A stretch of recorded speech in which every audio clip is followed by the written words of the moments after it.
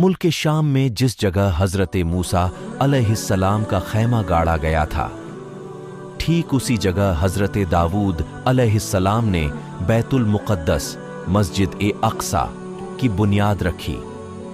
मगर इमारत पूरी होने से कब्ल ही हजरत दाऊद अलैहिस्सलाम की वफात का वक्त आन पहुंचा और आपने अपने फर्जंद हजरत सुलेमान अलैहिस्सलाम को इस इमारत मस्जिद ए अक्सा की तकमील की वसीयत फरमाई।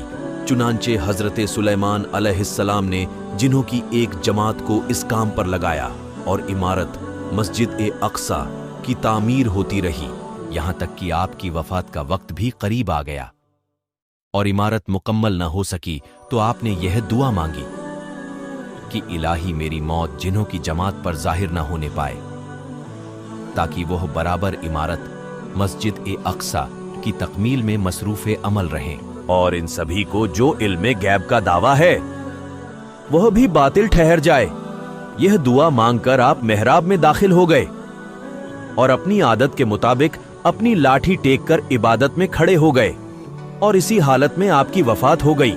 मगर जिन्न मजदूर यह समझकर कि आप जिंदा खड़े हुए हैं बराबर काम में मसरूफ रहे और अरसे दराज तक आपका इसी हालत में रहना जिन्हों के गुरोह के लिए कुछ बायसे हैरत इसलिए नहीं हुआ कि वह बार बार देख चुके थे कि आप एक एक माह बल्कि कभी कभी दो दो माह बराबर इबादत में खड़े रहा करते हैं।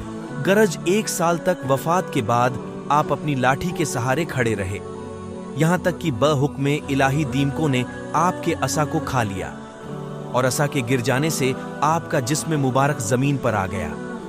उस वक्त जिन्हों की जमाअत और तमाम इंसानों को पता चला कि आपकी वफात हो गई है।